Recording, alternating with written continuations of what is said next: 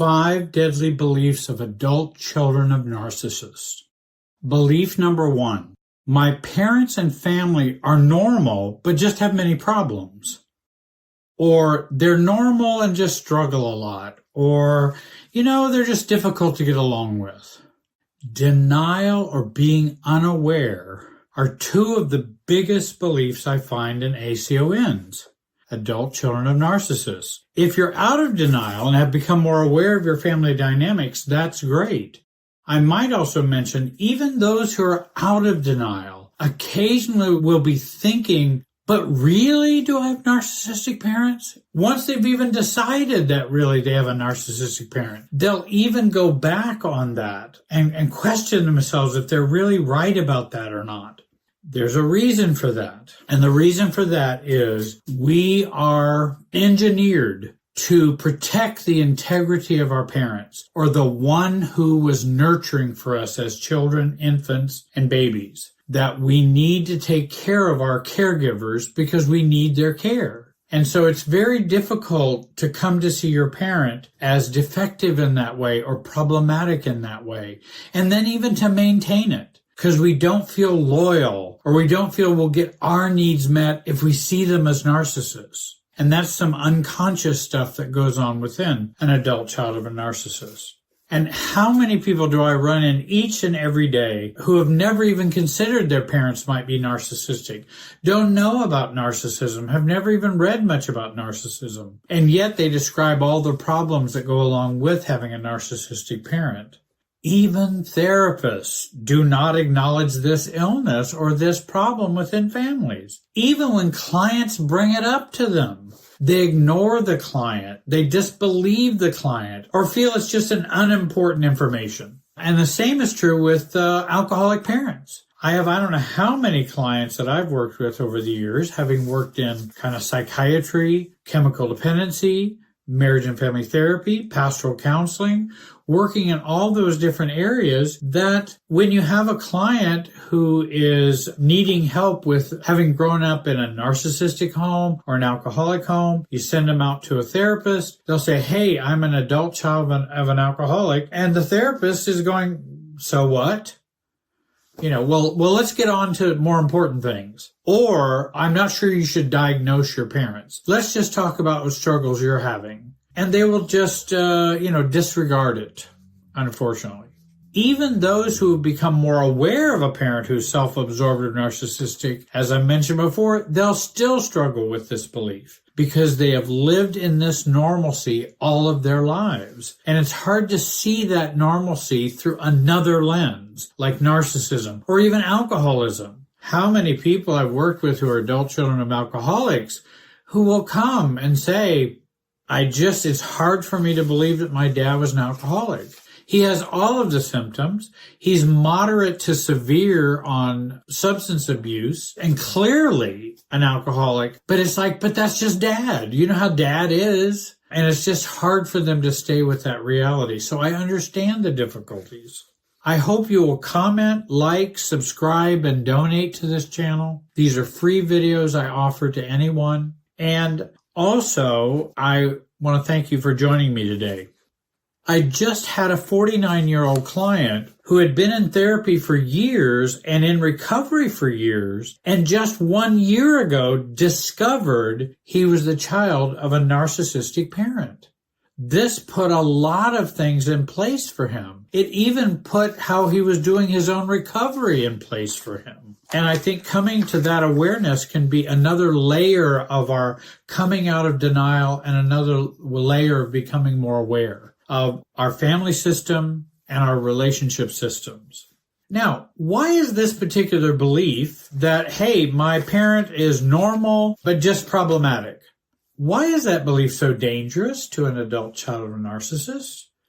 Because if I believe they're not normal and have a problem, then I will adjust and do many things differently than if I believe they're normal with just a problem. So I think that's what's the crucial difference is there. And also, if I believe my parent is just normal, but just hard to get along with, not narcissistic, just hard to get along with is how I label it, then I will continue to use normal rules of relationships, and I will regulate my relationship with them in normal kinds of ways, healthier kind of ways, with that understanding.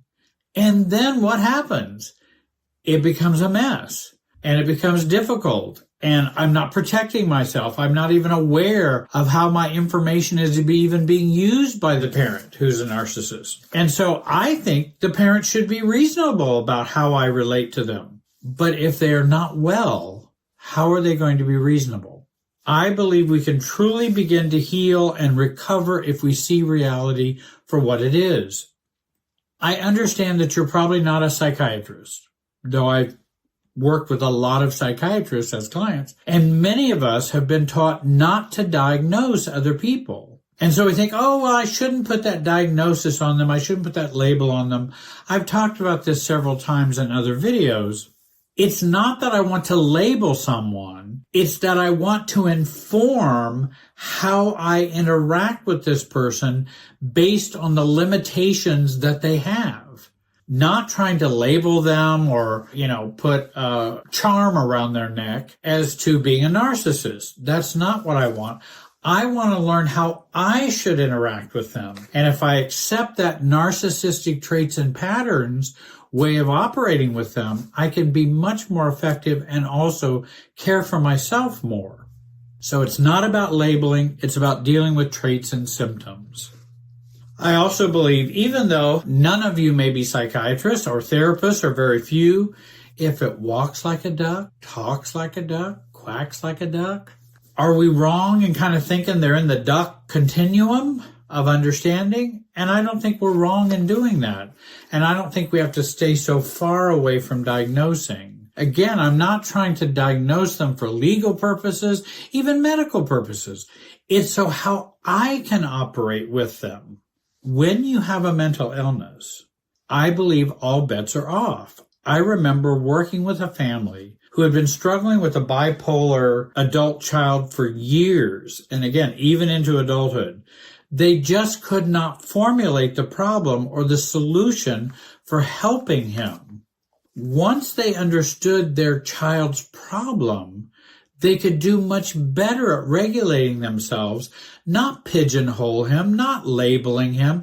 They're not even worried about the diagnosis. They just now understand better how they can interact with him and in a healthier way. They can do much better at regulating themselves and how they interacted with their adult child. The parents had plenty of their own issues. They weren't, immune from having a diagnosis of their own struggles. But if we can understand the way things really are, it can bring clarity and relief and great acceptance and also more effective relationship skills.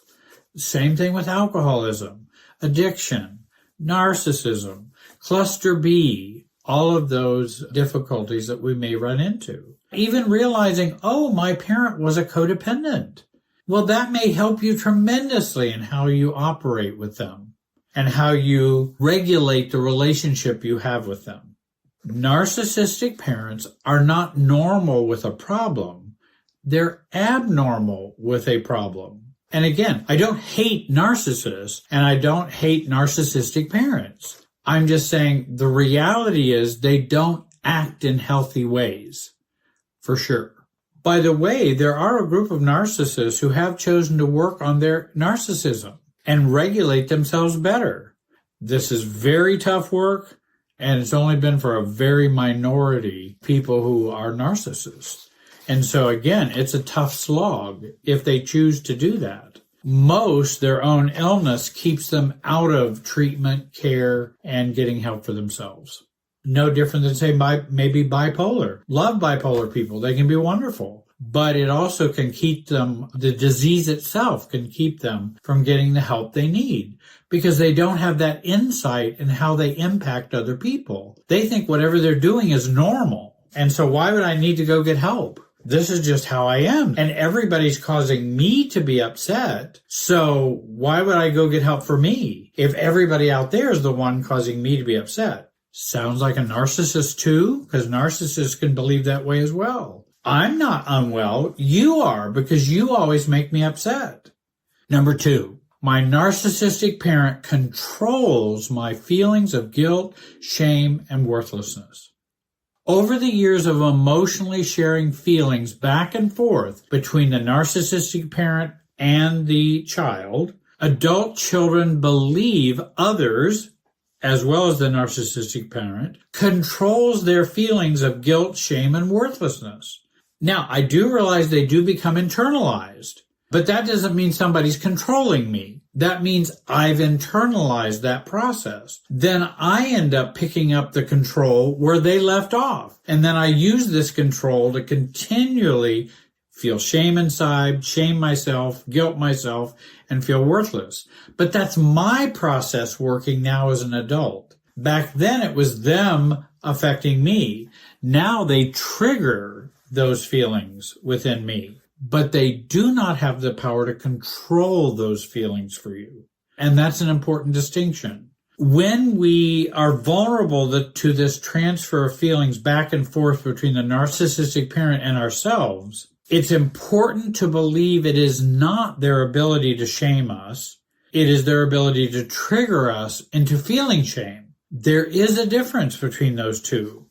Shaming does not have to equal feeling shame. Guilting us does not have to equal feeling guilt, or continuing the belief that if the narcissistic parent sees us as worthless doesn't mean we are worthless or have to feel worthless. These are systems feelings or program feelings, I call them. And that's what we must battle against and find the true meaning of those feelings. We've learned to give the narcissistic parent way, way too much power over our inner life and our emotional process. Now, we've learned that growing up because they took that power. But as an adult, we then end up giving them too much power as adults. And that's us giving. We can do something about it if I'm the one doing it, like giving over my power. Or if I'm the one feeling shamed because they're shaming me as an adult. Now, if they're shaming you as an adult, you're feeling shame inside. It's your process that gets triggered. Nobody can make you feel shamed as an adult unless you choose that. I know that's a strong statement, but we have control over our feelings and must learn to control our feelings and have our own power over those feelings. Because why is it somebody I don't even know calls me stupid? Doesn't bother me a bit. Don't feel shame, don't feel guilt, don't feel anything uncomfortable. If Dad says that, if my dad were to say that, I'd immediately feel shame. Now, what's the difference? They both are saying the same thing because I've been programmed in this way. So I have the power to not feel shamed. If someone calls me stupid, I have that power because I don't give them that much power to shame me. But yet I give Dad a tremendous amount of power to shame me. But if you notice, I'm the one giving that power. And the bad news is I'm giving them the power. The good news, if you're giving them the power, then you have the power to stop giving them the power. That's the good news. And I think that's what I help people to do. Gaining more emotional space from the narcissistic parent is critical. Emotional space.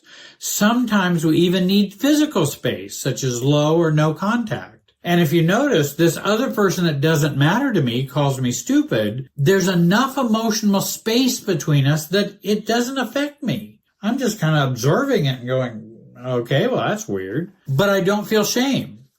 I just think this is weird and maybe kind of crazy, whatever they're saying. As a recovering codependent and adult child of a self-absorbed parent, I want their words, beliefs, and feelings to be blocked. I don't want them going back and forth between us like they used to when I was growing up. As Ross Rosenberg states, observe and not absorb. Learning to not absorb is very important. And many of my videos address this important skill and process. A lot of videos address that. Because if I can get someone to observe and not absorb, if you notice with the first person who calls me stupid, I'm observing, not absorbing. When dad calls me stupid, I'm absorbing and probably not even hardly observing. And you see the difference. Please comment on this video. We comment almost every comment that someone makes. I hope you'll like and subscribe to the channel. Number 3, since I had a difficult childhood and difficult adulthood, being whole and healthy will never be possible. Often ACONs have felt hopeless, disempowered, feel helpless, and they feel they're broken beyond repair. They've been through a lot. We've been through a lot. Chronic trauma over many years takes away our hope, self-strength, self-esteem, self-worth. We feel discouraged. We have had few experiences of success to define, regulate, or being aware of ourselves. So we come to believe that it will never exist or ever be possible. Let me say, I work with hundreds of adult children of narcissists, and the potential for change is immense. Many have come to live as though they virtually never had a narcissistic parent growing up. And I say virtually. It's not perfectly. No, it's not perfect. But perfect isn't required to have healthy and be healthy and happy. If you can do a tremendous amount of healing, and if someone can live 70% free of the trauma and the past programming and gain a great sense of self, life really changes. Even if you got 30% that's still troubling, you can have a major change in your life. Stop believing the lie that you cannot recover and the belief that you are too broken to get better. It does take work.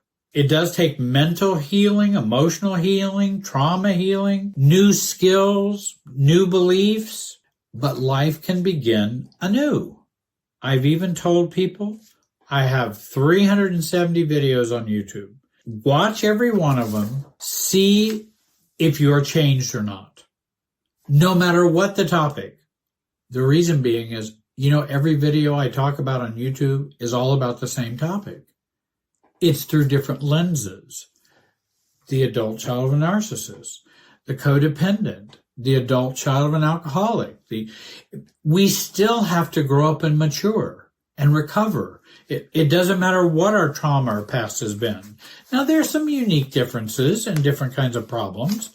I think someone who is physically abused or sexually abused might have some different things they need to do recovery-wise and need to be aware of some of those things. Beyond that, they have the recovery task of becoming adult and mature and self-differentiated.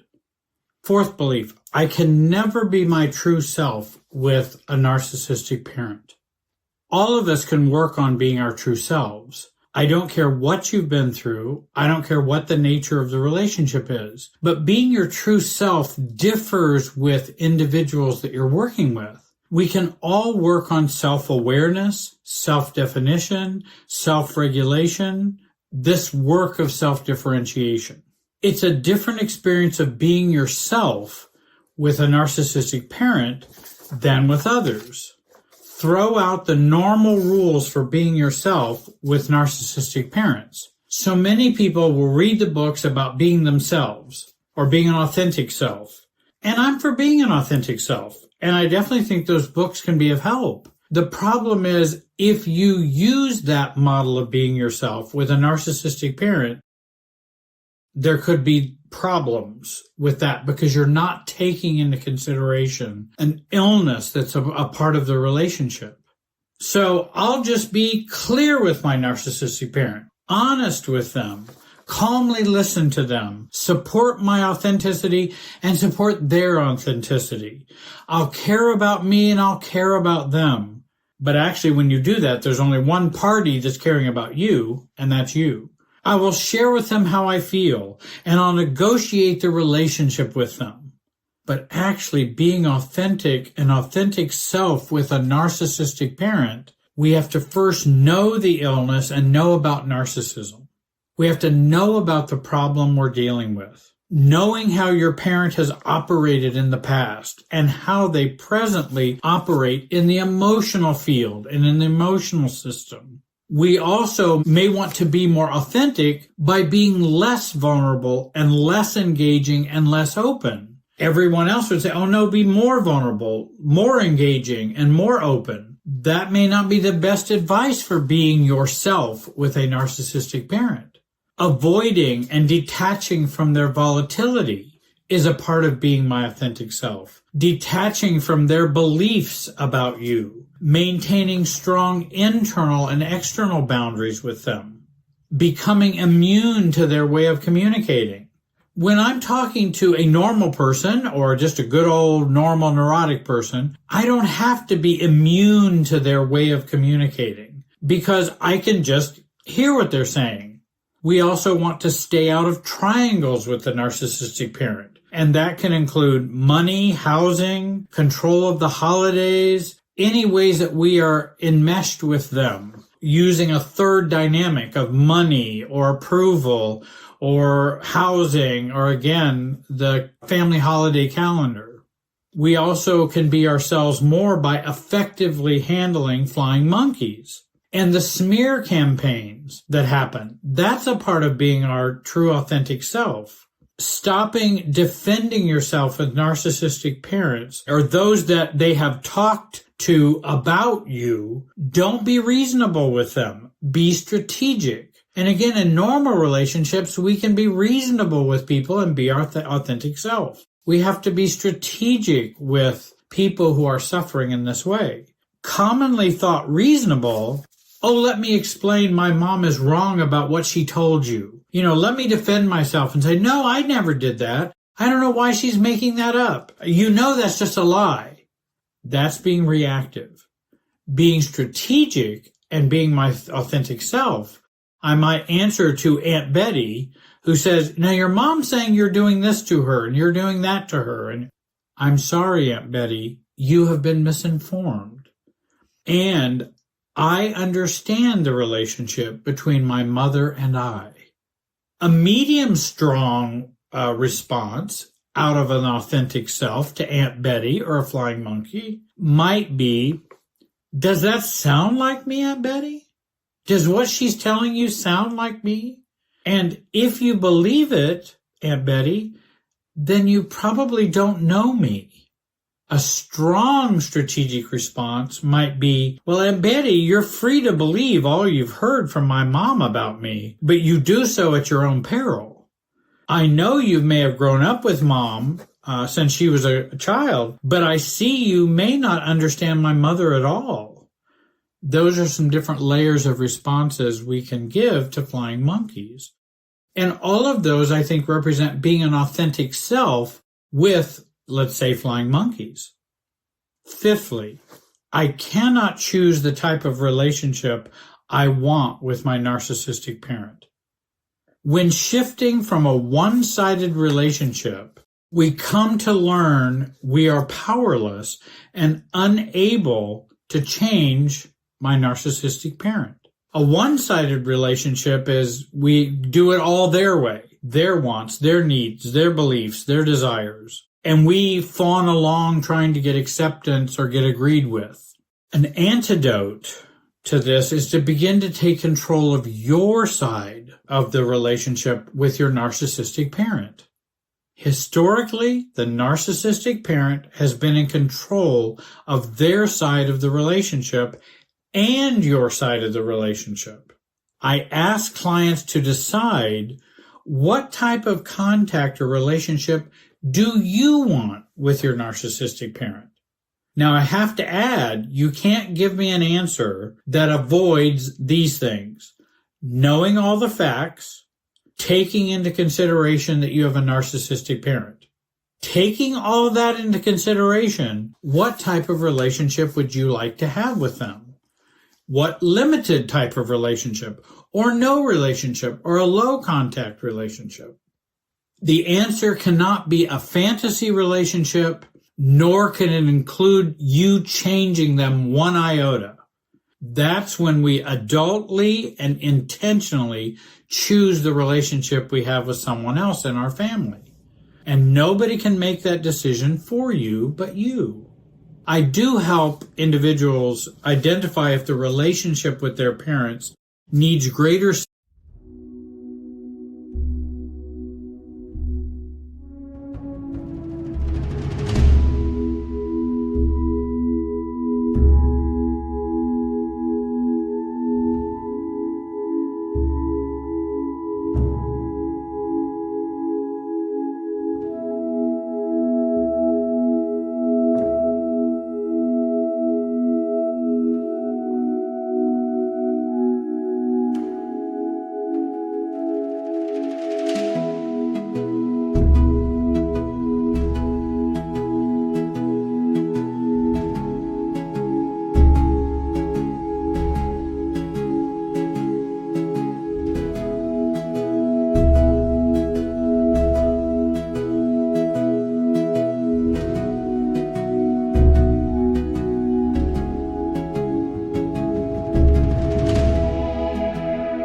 self-differentiation, or if it needs low or no contact and that would be appropriate. Please comment, like, subscribe. I want to thank you for watching. Have a great day and be wise.